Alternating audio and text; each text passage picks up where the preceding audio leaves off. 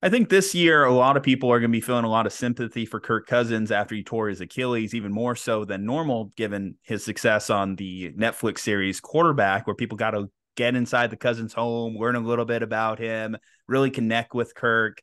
But unfortunately, yeah, he tore it this past week, and it was on a stupid decision, honestly, by Kevin O'Connell. Like, it was 3rd and 19, no need for them to really even drop back and throw. They were up 2 scores against the Green Bay Packers. And on that play, Kirk tears it. I mean, it could happen on any play. I get it. But I think even more so knowing that it was a throwaway play in a game you had already wrapped up, I think Kevin O'Connell should be a little bit disappointed in his decision to go for it. The Vikings, they're in a spot. They just won a couple games. Niners get this win against Green Bay, their division rival. What are your thoughts about the Kirk Cousins injury and even the Vikings right now? They also made a trade for Joshua Dobbs today here at the deadline. Yeah, the Vikings are kind of in an interesting position because I was thinking about this on Monday. Like, they're in this unique like buy and sell position at this point because this could be the last game Kirk Cousins plays in Minnesota, right? There's an outside chance Kirk Cousins never suits up again for the Vikings. He's a free agent at the end of the year. You're not allowed to franchise tag a player 4 times, so Kirk Cousins is ineligible for the franchise tag. And they're just in a really unique position as a franchise. Like, I was stunned they didn't extend Justin Jefferson this offseason. I was stunned that they're still like kind of kicking the tires on that deal, even though this is now year 4 for Jefferson and his 5th-year option has obviously been picked up, but I don't understand why they aren't looking to extend him long-term at the price that Tyreek Hill got as the highest paid wide receiver in the NFL. But here we are with the Vikings. They're kind of in this weird transition phase, and they're clearly not good enough to win a championship, but that's not the conversation with the Vikings, right? The conversation is, for years, how can we just put the best team forward without tearing everything to the ground, right? The Vikings' entire game plan has been rebuild this plane in the sky without having to tear it to the ground and see if we can put the pieces around Kirk Cousins that will lead to success. And they've gone through a general manager firing, a head coach firing. We might see a second head coach firing, depending on how things go with Kevin O'Connell. The Vikings are in a really interesting position right now, and I don't really know what the recourse is. And the thing that's even more complicated is they had like 24 hours to figure it out, what the direction of their franchise was going to be for the next 2 years. And so they did the thing the Vikings always do, which is just punt it down the road and trade for Joshua Dobbs as a stopgap option. Yeah, Joshua Dobbs, he had some success this season. So I don't want to completely squash the player, Joshua Dobbs. But I got to say, I'm disappointed, or at least I would be disappointed if I'm a Vikings fan, that we couldn't make the Jameis Winston deal happen. I know people even would scoff at that and say, you want the guy that threw 30 interceptions in a season? Well, yeah, I mean, but also I'm talking about a guy who's thrown for 5,000 yards in a season that I think has way more upside as a player than Joshua Dobbs ever has. And Jameis, I don't know what his career is at this point, but if I'm just trying to fill a gap for a season, I think that Jameis would have been a better player for the Vikings to at least throw their chips in, because at this point they're in the position too where they're not going to be bad enough, or they shouldn't be bad enough to be at the top of the draft for one of these QB prospects. I mean, maybe they get lucky and a Penix falls to them or a Drake May falls to them, but the Caleb Williams option is completely out the door at a 4-4 record. The fact they have 4 wins, there's no way that they're going to fall all the way to the bottom of the standings. For them, like, Joshua Dobbs, I don't know how much he moves the needle. He moves the needle more than their backup they had. I don't even remember his name, like when I saw him come off the bench. Jaron Hall, whatever. It sucks because I feel like we jinxed him, because the last time we talked about Kirk Cousins, I think I mentioned that it's like he's never hurt. He never gets hurt. Kirk Cousins always healthy. Now the first major injury of his career in a contract year, I'm thinking about it for him. I think he still obviously is going to get signed somewhere. There's some team somewhere that needs to fix their quarterback position. So I don't think that it's like a career ender for Kirk by any means. I mean, how Achilles injury for a quarterback, for what it's worth, we're literally talking about Aaron Rodgers coming back this season. For Kirk, it happened a little bit too late in the year, unfortunately. So he's probably done for sure. Next year, I anticipate he'll be healthy. He'll be ready to go. it's going to limit his options because not a lot of teams are going to be able to get a good look at Kirk Cousins in the offseason because he's not going to be available for a lot of those offseason activities in the same way. So that's going to kind of diminish things. And then you talk about other factors too that the Vikings are talking about. Justin Jefferson dealing with this hamstring injury. He's probably going to miss at least the next 2 games just based off his IR status. And even then, there was talks of he might miss like a couple more weeks beyond that with the hamstring injury. I think a lot of people are going to be asking themselves, what's even the point? Why even bring him off the IR or even mess around? I think the Justin Jefferson, who's still working for a contract, is still going to want to come out, show that even with a Joshua Dobbs and not just Kirk Cousins, that he can still ball out. But for both Justin Jefferson and Kirk Cousins, this is majorly impactful on how they're going to be viewed going into the offseason too, when they seek a new contract, either in Kirk Cousins' case with a new team or in Justin Jefferson's case with his current team. Yeah, the weirdest part about it is that, one, they could obviously go and re-sign Kirk Cousins. Like, this doesn't mean this has to be the end of Kirk Cousins in Minnesota. They could totally sign him to a 2-year extension and just ride it out and keep trying to rebuild the plane in the sky, even though they don't have much hope there. But the other weird part of it is, like, they still might mess around and get the 7th seed in the NFC this year. That's kind of the weird part of it. It's like the player, you can't really tell the players on the team that this season is lost when they have a puncher's chance of getting into the playoffs, right? Like, that's the dumbest thing about this is, like, even as we're saying, what's going to happen to Kirk this offseason? Will they extend Jefferson? Do they tear it down? Do they build it back up? They made the stopgap trade of Joshua Dobbs just to get by for this year.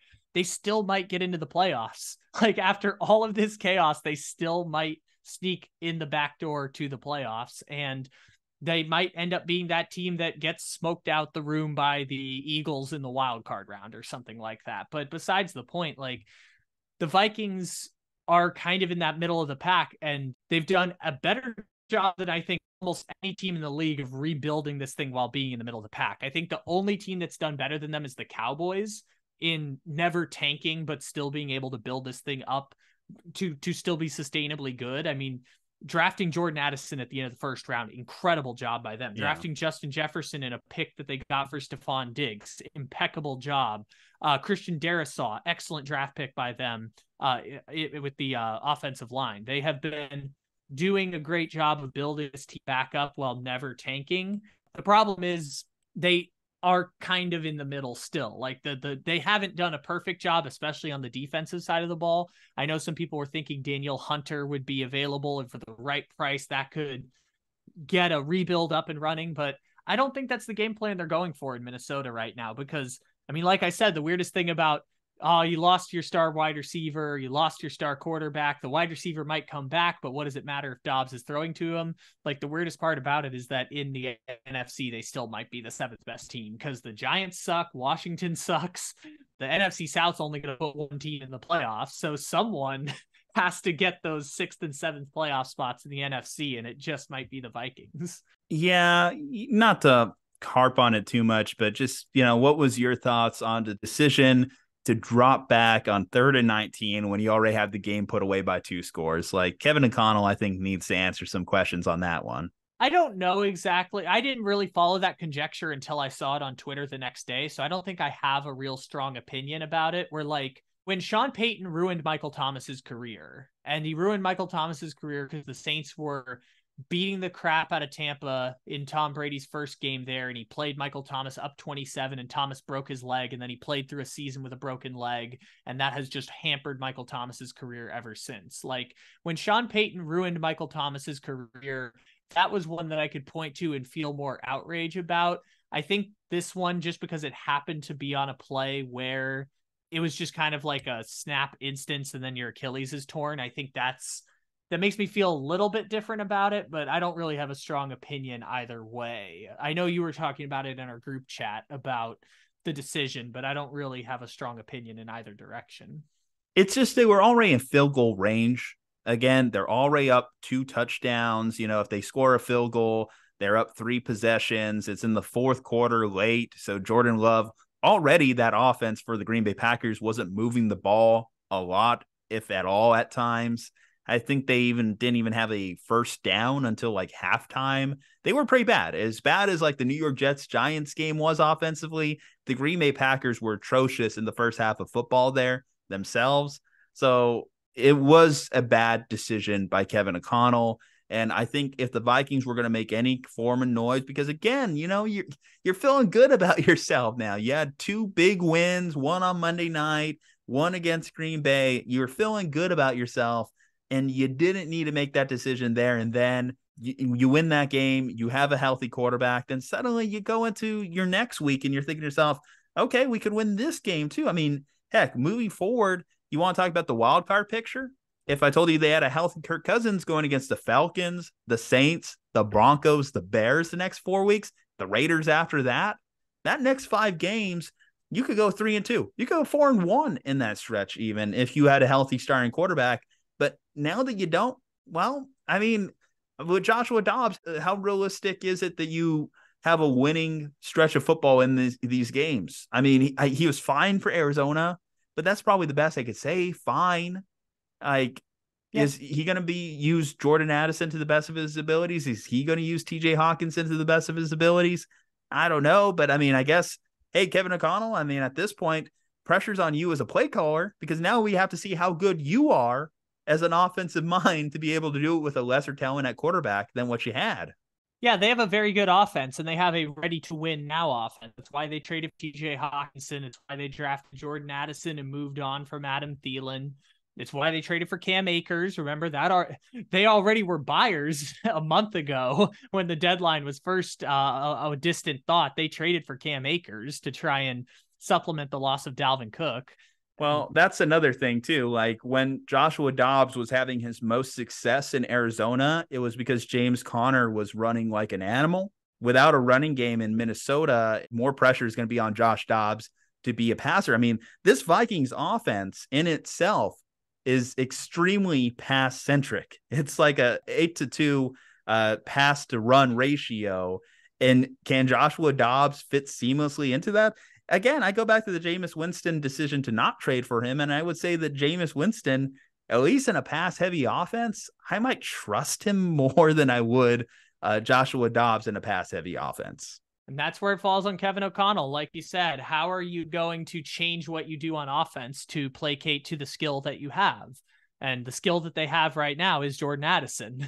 And the running game has been a little bit better since picking up Cam Akers, which suggests that, like, hey, Alexander Mattison was always a bit of a mirage. But I still think that the Vikings are a team that's kind of just trying to tread water. But even talking like trying to rebuild the plane in the sky, this strategy kind of reflects that, right? We lose our running back in Dalvin Cook. What are we going to do? We're bringing Cam Akers as a cheap replacement. Adam Thielen's old and expensive. We're going to get rid of him and bring in Jordan Addison. Kirk Cousins is hurt. We're going to bring in Joshua Dobbs as a replacement. It's like trying to rebuild this thing in the sky, and some of the moves work out and some of them don't. And the end result is a team that's usually around 500 most of the time. Now, granted, last year they were a historic aberration because they were 11-0 in 1-score games. And then this year they started out 0-3 in 1-score games. So, it's all going to even out to 500 eventually. And that's why I feel like the Vikings this year, who are now at 4-4, at the end of all of this chaos, are now 4-4, exactly 500, just like they always are. At the end of it, they're 4-4. And if this moves works out the way they hope it will, maybe they get to 9-8, and 9-8 should be good enough to get you the 6th seed in the NFC playoffs. Because last year, 9-7-1 was good enough to get the Giants in as the 6th seed. So at 9-8 will definitely get you in the playoffs. And like you said, their schedule isn't the most difficult the rest of the way. All right, guys. Well, what do you think of Kevin O'Connell's decision in the last game that got Kirk Cousins hurt?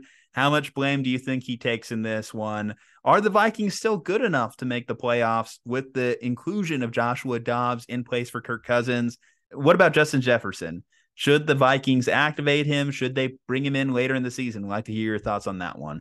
Leave a like on the video, subscribe to the channel, follow us on all our social medias from Juju and Kyle. Stay safe, happy, and healthy. We'll see you next time.